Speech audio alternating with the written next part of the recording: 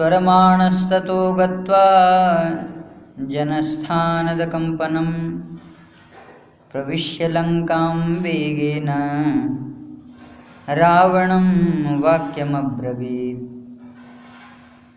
जनस्थानस्थितान् राजान् राक्षसा बहवो हता, खरस्य निहतः संख्ये कथंचिदमागतः।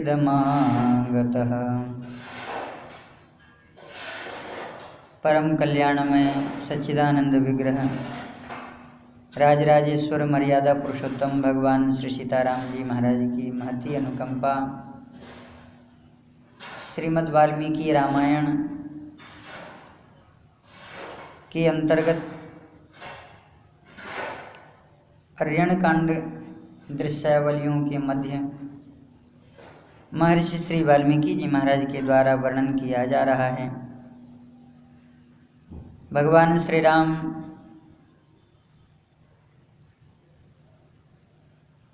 महान प्रतापी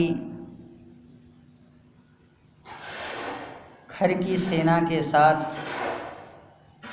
सेनापति त्रिशिरा, दूषण आदि समस्त वीर राक्षसों का संहार करने के बाद प्रसन्नतापूर्वक अपने सुंदर पर्णकुटी में प्रवेश करते हैं। भगवती श्री सीता जी के द्वारा परम आश्रय घनीभूत भगवान श्री राम के सम्रांगण में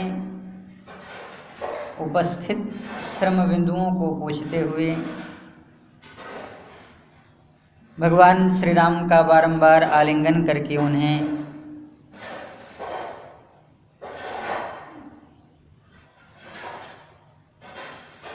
प्रसन्न करती हैं और भगवती श्री सीता जी उनके चरणों में बैठकर उनके पाद संवाहन कर रही हैं। महर्षि वर्णन करते हैं, इन्हीं परिदृश्यों का दर्शन करता हुआ एक राक्षस अकंपन नाम था। समर भूमि से यह भाग गया था। वर्णन आगे चल करके प्राप्त होता है। यह स्त्री रूप धारण करके भगवान श्री राम के समर भूमि से यह भागा था। इसलिए इसकी जान बची थी। प्रविश्य लंकाम वेगेन रावणम वाक्यमब्रवीत। और यह सारी घटना जा करके रावण को बताता है और कहता है, हे राजन, जनस्थान में बहुत से राक्षस रहते हैं, वे सब के सब मारे गए, खर भी युद्ध में मारा गया है। मैं किसी तरह से अपना जान बचा करके आया हूँ। अकंपन के ऐसा कहते ही दशमुख रावण क्रोध से जल उठा। उसकी आंखें लाल हो गईं, मानो वह अपने तेज से जला करके भस्म कर डालेगा। और बड़ी तेजी से वह बोला, कौन मौत के मुंह में जाना चाहता है जिसने मेरे भयंकर जनस्थान का विनाश किया? कौन वह दुस्साहसी है जिसे समस्त लोकों में कहीं ठौर ठिकाना नहीं मिलने वाला है? मेरा अपराध करके इंद्र, यम, वरुण, कुबेर भी, यहाँ तक कि महाविष्णु भी चैन से नहीं रह सकते हैं। मैं काल ही हूँ, मैं काल का भी महाकाल हूँ, अग्नि के समान अत्यंत तेज वाला हूँ, मौत की मृत्यु को भी मुख में डालने वाला हूँ। यदि मैं क्रोध में भर जाऊँ तो अपनी वेग से वायु की गति भी रोक सकता हूँ, सूर्य के तेज को स्तब्धित कर सकता हूँ, अग्नि को भी जला करके भस्म कर सकता हूँ। रावण को इस प्रकार क्रोध से भरा हुआ देख भय के मारे अकंपन की बोलती ही तो बंद हो गई। वह हाथ जोड़ करके संशयुक्त वाणी में रावण से अभय की याचना करने लगा। एव मुक्तो दशग्रीवः क्रुद्ध संरक्तलोचनः अकंपनमुवाचेदं निर्दहन्निव तेजसा केन भीमं जनस्थानं हतं मम पराशुना को हि सर्वेषु लोकेषु गतिं नाधिगमिष्यति नहि मे विप्रियं कृत्वा सख्यं मघवता सुखं प्राप्तुं वैश्रवणेनापि न यमेन च विष्णुना। कालस्य चाप्यहं कालो दहेयमपि पावकं मृत्युं मरणधर्मेण संयोजयितुमुत्सहे। वातस्य तरसा वेगं निहन्तुमपि चोत्सहे। देहयमपि संक्रुद्धो स्तेजसादित्यपावकौ। तथा क्रुद्धं दशग्रीवं कृताञ्जलिरकम्पनः भयात् संदिग्धया वाचा रावणं याचते भयम्। दशग्रीवो भयं तस्मै प्रददौ रक्षसाम्बरः। स विस्रब्धो ब्रवीद्वाक्यम् असिग्धमकम्पनम्। पुत्रो दशरथस्यास्ते सिंहस्सहनो युवा। रामो नाम महास्कन्धो वृत्तायतमहाभुजः। श्यामः पृथुयशा श्रीमान् अतुल्य बलपराक्रमः। हतस्तेन जनस्थाने खरस्य सह दूषणः। अकम्पनवचः श्रुत्वा रावणो राक्षसाधिपः। नागेन्द्र इव निःश्वस्य इदं वचनमब्रवीत्। स सुरेन्द्रेण संयुक्तो रामः सर्वामरैः सह। उपयातो जनस्थानं ब्रूहि कश्चित् अकम्पनः। इस प्रकार रावण से अभयत्व की याचना करता हुआ वह अकम्पन रावण से सारी बातों को बताने के लिए हाथ जोड़ करके खड़ा हुआ। रावण ने अभय दान करते हुए उस अकम्पन को यह कहा, तुम अपना प्राण बचाना चाहते हो, विश्वास पूर्वक बोलो और सत्य बोलना, संशय रहित होकर के बोलो। वह बोलने लगा, हे राक्षस राज राजा दशरथ के नवयुवक पुत्र श्री राम पंचवटी में निवास करते हैं। उनके शारीरिक संगठन बड़ा सुंदर है, सिंह के समान हैं, कंधे बड़े मोटे मोटे हैं, भुजाएं गोल हैं तथा लंबी हैं, शरीर का रंग सांवला है। वे बड़े पराक्रमी और तेजस्वी दिखाई देते हैं। उनके बल की पराक्रम तो कहीं तुलना ही नहीं की जा सकती। उन्होंने जनस्थान में रहने वाले खर आदि राक्षसों को दूषण सहित महाबलशाली भीम पराक्रमी को भी मार डाला। अकम्पन की यह सारी बात सुनकर राक्षस राज रावण ने नागराज महासर्प की भांति लंबी सांस लेते हुए इस प्रकार उससे कहा, यह समझ में नहीं आता है। अरे अकम्पन, यह तो बताओ, क्या राम संपूर्ण देवताओं तथा देवराज इंद्र के साथ जनस्थान में आए हैं? रावण का यह प्रश्न सुनकर अकम्पन ने कहा, हे महात्मा, श्री राम के बल और पराक्रम का वह पुनः गुणगान करने लगा। रावणस्य पुनर्वाक्यं निशम्य तदकम्पनः अचक्षे बलं तस्य विक्रमं च महात्मनः। रामो नाम महातेजा श्रेष्ठः सर्वधनुष्यतां। दिव्यास्त्रगुणसम्पन्नः परं धर्मं गतो युधि। तस्यानुरूपो बलवान् रक्ताक्षो दुन्दुभिस्वनः। कनीयान् लक्ष्मणो भ्राता राकाशसि निभाननः। स तेन सह संयुक्त पावकेनालिनो यथा। श्रीमान् राजवस्तेन जनस्थानं निपातितं। नैव देवात्मनो नात्र कार्या विचरणा। सरारामेण तत्तु सृष्ट्वा रुक्मपुङ्खः पततृणः। सर्पाः पञ्चानना भूत्वा भक्षयन्ति स्म राक्षसान्। येन येन च गच्छन्ति राक्षसा भयकर्षिता। तेन तेन स्म पश्यन्ति राममेवाग्रतः स्थितम्। इत्थं विनाशितं तेन जनस्थानं तवानघः। अकम्पनवचः श्रुत्वा रावणो वाक्यमब्रवीत्। गमिष्यामि जनस्थानं रामं हन्तुं सलक्ष्मणम्। अथैव मुक्तो वचने प्रोवाचेदमकम्पनः। शृणु राजन् यथा वृत्तं रामस्य बलपौरुषम्। असाध्यः कुपितो रामो विक्रमेण महायशा। आपगायास्तु पूर्णायाः वेगं परिचक्षे हरे। स ताराग्रहनक्षत्रं नभस्याप्यवसादयेत्। असौ रामस्तु सीदन्ति श्रीमान् अभ्युधरेन्महीं। भित्त्वा वेलां समुद्रस्य न लोकनानाप्लवायेत् विभुः। वेगं वापि समुद्रस्य वायुं वा विधि मेक्षरे। संहृत्य वा पुनर्लोकान् विक्रमेण महायशा। शक्तश्रेष्ठः स पुरुषः सृष्टुः। शक्तश्रेष्ठः स पुरुषः सृष्टुः। शक्तश्रेष्ठः स पुरुषः सृष्टुः। शक्तश्रेष्ठः स पुरुषः सृष्टुः। शक्तश्रेष्ठः स पुरुषः सृष्टुः। शक्तश्रेष्ठः स पुरुषः सृष्टुः।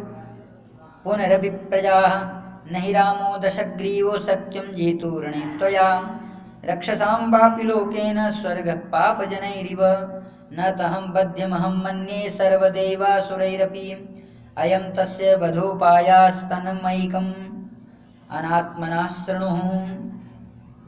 भार्या तस्योत्तमा लोके सीता नाम सुमध्यमा श्यामा संविभक्तांगी श्रीरत्नविभूषिता नैव देवी न गंधर्वी नाप्सरसा न पन्नगी तुल्या सीमंतिनी तस्या मानुषी तो कुतो भवेत्। रावण का यह प्रश्न सुनकर महात्मा श्री राम के बल और पराक्रम का वह पुनः वर्णन करने लगा। हे लंकेश्वर, जिनका नाम राम है, वे संसार के समस्त धनुर्धरों में श्रेष्ठ तथा अत्यंत तेजस्वी, दिव्यास्त्र के प्रयोग में अत्यंत ही गुणी हैं। वे पूर्णतः संपन्न हैं। युद्ध की कला में वे तो पराकाष्ठा को पहुंचे हुए एक योद्धा हैं। श्रीमान राम के साथ छोटे भाई लक्ष्मण भी वैसे ही हैं, जो उन्हीं के समान बलवान हैं। उनका मुख पूर्णिमा के चंद्रमा के समान अत्यंत ही मनोहर तथा उनकी आंखें कुछ लाल तथा स्वर दुंदुभी के समान गंभीर है। जैसे अग्नि के साथ वायु हो, उसी प्रकार अपने भाई के साथ संयुक्त हुए राजाधिराज श्रीमान राम बड़े प्रबल हैं। उन्होंने ही जनस्थान को उजाड़ डाला है। उनके साथ न कोई देवता है, न कोई महात्मा मुनि है। इस विषय में आपका कोई विचार नहीं समझ में आता। श्री राम के छोड़े हुए सोने के पांख वाले बाण 5 मुंह वाले सर्प बनकर राक्षसों को खा जाते थे। भय से कातर हुए राक्षस जिस जिस मार्ग पर भागते, वहां वहां वे श्री राम को अपने सामने खड़ा पाते थे। हे अनघ, इस प्रकार अकेले ही श्री राम ने अपने जनस्थान का विनाश कर दिया। अकंपन की यह बात सुनकर रावण ने कहा, मैं अभी लक्ष्मण सहित राम का वध करने के लिए जनस्थान जाऊंगा। उससे ऐसा कह करके अकंपन से बोला। वह अकंपन ने पुनः रावण को संबोधित करते हुए कहा, श्री राम के बल और पुरुषार्थ का आप जो परिगणन कर रहे हैं, वह आपके लिए अशक्य है। हे राक्षसराज, उनके पुरुषार्थ का वर्णन आप मुझसे सुनिए।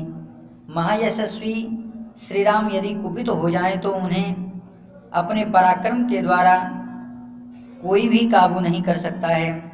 बाणों से भरी हुई नदी का वेग भी पलट सकते हैं तथा तारा, नक्षत्र, ग्रह, संपूर्ण आकाश मंडल को भी वे पीड़ा पहुंचा सकते हैं। श्रीमान भगवान राम समुद्र में डूबती हुई पृथ्वी को ऊपर उठा सकते हैं।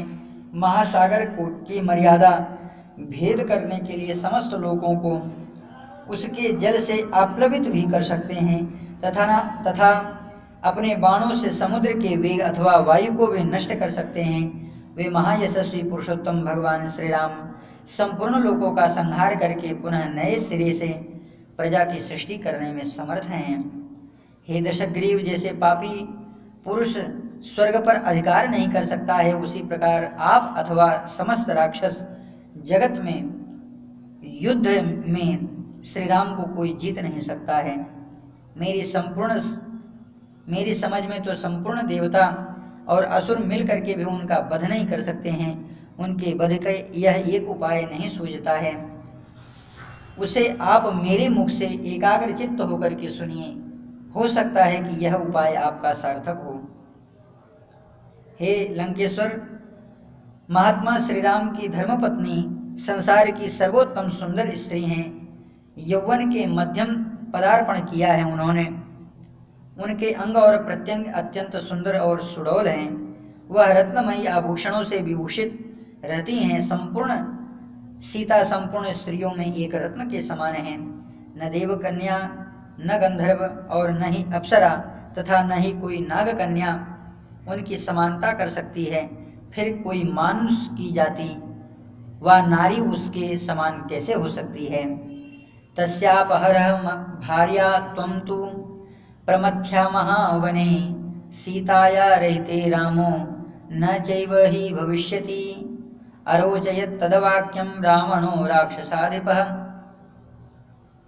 चिन्तयित्वा महाबाहोरकम्पनमुवाचः। वाढं कल्प्यं गमिष्यामि ह्येकः सारथिना सह आनयिष्यामि च वैदेहीमिमां हृष्टो महापुरीं। तदेव मुक्त्वा प्रययौ खरयुक्तेन रावणः रथेनादित्यवर्णेन दिशः सर्वा प्रकाशयन्। स रथो राक्षसेन्द्रस्य नक्षत्रपथगो महान् चक्षुः सूर्यमणाः सुशुभे जलदे चन्द्रमा इव। सदूरे चाश्रमः गत्वा ताटकेयमुपागतः मारीचेनार्चितो राजा भक्ष्यभोज्यैरमानुषैः। तं स्वयं पूजयित्वा तु आसनेनोद केन च अर्थोपहितया वाचा मारीचो वाक्यमब्रवीत्। कश्चित् सकुशलं राजान् लोकानां राक्षसाधिपः आशङ्केनाधिराजेन यस्तूर्णमुपागतः। एवमुक्तो महातेजा मारीचेन स रावणः। ततः पश्चादिदं वाक्यम् अब्रवीद् वाक्यकोविदः। अक्षरो मे हतस्तात् रामस्याक्लिष्टकारिणः जनस्थानम् अवध्यं तत्सर्वं युधि निपातितं। तस्य मे कुरु साचिभ्यः तस्य भार्यापहारिणे। राक्षसेन्द्रेण वचः श्रुत्वा मारीचो वाक्यमब्रवीत्। आख्याता केन वा सीता मित्ररूपेण शत्रुणा त्वया राक्षसशार्दूल को नन्दति न नन्दति। सीता मिहानयस्वेति को ब्रवीति ब्रवीहि मे। रक्षो लोकस्य सर्वस्य कः शृङ्गक्षेतुमिच्छति। प्रोत्साहयति यश्चेत्त्वं स च शत्रुरंशयः। आशीर्विषमुखात् द्रष्टुम् उद्धर्तुं चेक्षित त्वया। कर्मणानेन केनासि का पथं प्रतिपादितः। सुख सुसुप्तस्य ते राजन् प्रहर्तं केन मूर्धनि। विशुद्धवंसा विजनाग्रहस्त। तेजोमदः संसितदोर्वृष्णा उदीक्षितं रावणनेहयुक्तः। ससंयुगे राघवगन्धहस्ती। इस प्रकार अकंपन के मुख से भगवती श्री सीता जी के दिव्य रूप लावण्य की वर्णन रावण सुन रहा है और उनके अपहरण करने का सलाह भी साथ में दे रहा है। यदि मेरी बात आपको अच्छी लगे तो हे रावण आप मानो। उस विशाल वन में किसी भी उपाय से श्री राम को धोखे में डालकर उनकी पत्नी को अपहरण कर लाओ। उस पत्नी के बिना वे कदाचित जीवित नहीं रहेंगे। यह बात रावण को पसंद आई। उस महाबाहु दशग्रीव ने कुछ सोचा और फिर अकंपन से कहा, ठीक है, कल प्रातः सारथी के साथ मैं अकेला ही जाऊंगा। विदेह कुमारी सीता को प्रसन्नता पूर्वक इस महापुरी में लेकर के आऊंगा। ऐसा कहकर के रावण गधों से जुते हुए सूर्य तुल्य तेजस्वी रथ पर आरूढ़ होकर संपूर्ण दिशाओं को प्रकाशित करता हुआ वहां से चला। नक्षत्र के मार्ग पर विचरण करता हुआ राक्षस राज वह विशाल रथ बादलों की ओर आड़ में प्रकाशित होने वाले चंद्रमा के समान सुंदर शोभा को प्राप्त कर रहा था। कुछ दूर पर स्थित एक आश्रम है, वह ताड़का पुत्र मारीच से मिला और मारीच से अलौकिक भक्ष्य भोज्य अर्पित करके राजा रावण का स्वागत सत्कार किया। आसन और जल आदि से स्वयं ही उसका पूजन करके मारीच ने अर्थयुक्त और सुंदर वाणी में पूछा, हे राक्षसराज, तुम्हारे राज्य में सब लोग कुशल से तो है ना? तुम बड़ी उतावली के साथ आ रहे हो, इसलिए मेरे मन में कुछ खटका हुआ। मैं समझता हूँ कि तुम्हारे यहाँ कुछ अच्छा नहीं है। मारीच के इस प्रकार पूछने पर बातचीत की कला में को जानने वाला महातेजस्वी रावण ने उससे इस प्रकार कहा, हे तात, अनायास ही महान पराक्रम दिखाने वाले श्री राम ने मेरे राज्य के सीमा के रक्षक खर और दूषण आदि राक्षसों को मार डाला तथा जो जनस्थान अवध्य समझा जाता था वहां के सारे राक्षसों को युद्ध में मार गिराया। अतः इसका बदला लेने के लिए मैं उन्हीं की स्त्री का अपहरण करना चाहता हूँ। इस कार्य में तुम मेरी सहायता करो। राक्षस राज की यह बात सुनकर मारीच ने उससे कहा, हे निशाचर शिरोमणि, मित्र के रूप में तुम्हारा वह कौन सा ऐसा शत्रु है जिसने तुम्हें सीता के हरण करने की सलाह दे दी? कौन ऐसा पुरुष है जो तुमसे तुम्हारे सुख का आदर पा करके प्रसन्न नहीं है, अतः तुम्हें बुराई करने के लिए वह प्रेरणा दे रहा है? कौन कहता है कि तुम सीता को यहाँ हर ले आओ? मुझे उसका नाम तो बताओ। वह कौन है जो समस्त राक्षसों के जगत की सींग काट लेना चाहता है? जो इस कार्य में तुम्हें प्रोत्साहित कर रहा है वह तुम्हारा शत्रु ही है, इसमें संशय नहीं है। वह तुम्हारे हाथों विषधर सर्प के मुख में उसके दांत उखड़वाना चाहता है। हे राजन, किसने तुम्हें ऐसी खोटी सलाह दी, कुमार्ग पर पहुंचाया है? किसने सुखपूर्वक सोते हुए तुम्हारे मस्तक पर लात मारी है? हे रावण, राघवेंद्र श्री राम वह गंध युक्त हाथी हैं जिसकी गंध सूंघ करके गजरूपी योद्धा दूर भाग जाते हैं। विशुद्ध कुल में जन्म ग्रहण करने के कारण उस राघव रूपी गजराज सुंड दंड हैं, प्रताप ही मद है उनका, और सुडौल बाहें ही दोनों दांत हैं। युद्ध स्थल की ओर देखना तो दूर, वे तुम्हारे लिए उचित नहीं है। फिर उनसे जूझने की बात कौन कर रहा है? वे श्री राम मनुष्य के रूप में एक सिंह हैं। रणभूमि के भीतर स्थित होने पर उनके अंगों की संधियां तथा बाल वह ही सिंह चतुर राक्षस रूपी मृगों का वध करने के लिए हैं। बाण रूपी अंगों से परिपूर्ण तथा तलवार और तीखे दाढ़ों वाले उस सोते हुए सिंह को तुम नहीं जगा सकते। राक्षस राज, श्री राम एक पाताल तल व्यापी महासागर हैं। धनुष ही उस समुद्र के भीतर रहने वाला ग्राह है। भुजाओं के वेग ही कीचड़ हैं। बाण ही तरंग मालाएं हैं और महान युद्ध ही उनके अगाध जल राशि है। उसके अत्यंत भयंकर मुख अर्थात बड़वा नल में कूद पड़ना तुम्हारे लिए यह कदाचित उचित न होगा। हे लंकेश्वर, प्रसन्न हो। राक्षस राज, सानंद रहो और सकुशल लंका की ओर लौट जाओ। तुम सदापुरी में अपनी स्त्रियों के साथ में रमण करो। राम अपनी पत्नी सीता के साथ विहार करें। मारीच के ऐसा कहने पर दशमुख रावण लंका की ओर लौट जाता है और अपने सुंदर महल में चला गया।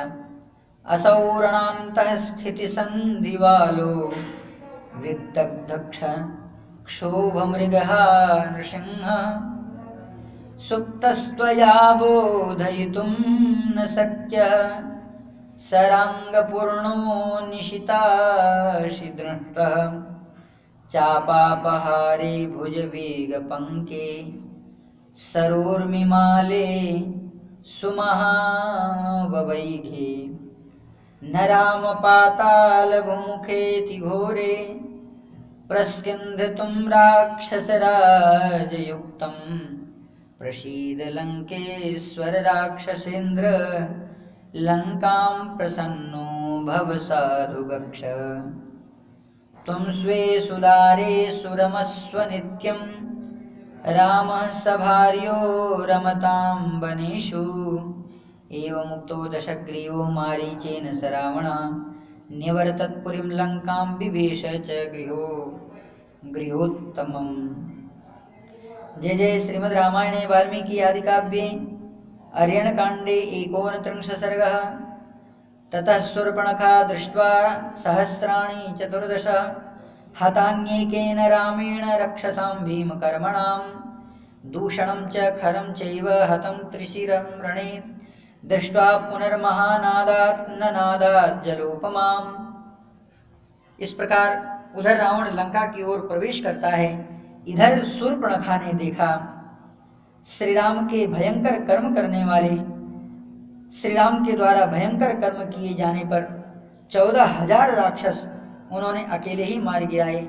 युद्ध के मैदान में दूषण सहित खर और त्रिशरा आदि को मौत के घाट उतार दिया गया। तब वह शोक संतप्त होने के कारण मेघ जैसी गर्जना करती हुई पुनः बड़ी जोर जोर से घोर चित्कार करने लगी। श्री राम ने वह कर्म दिखाया जो दूसरों के लिए अत्यंत दुष्कर था। वह अपनी आंखों से देख करके उद्विग्न हो गई और रावण के द्वारा सुरक्षित लंकापुरी को पहुंची। वहां पहुंच करके उसने देखा रावण पुष्पक विमान में सतमहले मकान के ऊपर में बैठ करके उसका राजोचित तेज उद्दीप्त हो रहा था तथा मरुदगणों के द्वारा वह घिरे हुए इंद्र की भांति आसपास में बैठे हुए मंत्रियों के द्वारा शोभा को प्राप्त कर रहा था। रावण जिस उत्तम स्वर्णमय सिंहासन पर विराजमान था वह सूर्य के समान जगमगा रहा था। जैसे सोने के ईंटों से बनी हुई वह वेदी पर स्थापित हुए अग्निदेव घी की आहुति पा करके प्रज्वलित हो उठते हैं, उसी प्रकार वह स्वर्ण सिंहासन रावण के द्वारा शोभा प्राप्त कर रहा था। देवता, गंधर्व, भूत, महात्मा, ऋषि भी उसे जीतने में अत्यंत असमर्थ थे। समर भूमि में उसका मुख फैलाकर खड़े हुए यमराज की भांति भयानक जान पड़ रहा था।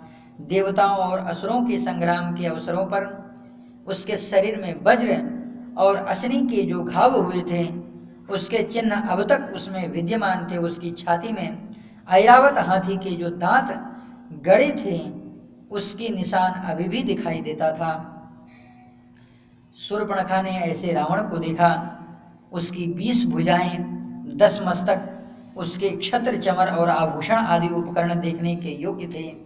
वक्षस्थल अत्यंत विशाल, वह वीर राजोचित लक्षणों से संपन्न दिखाई दे रहा था।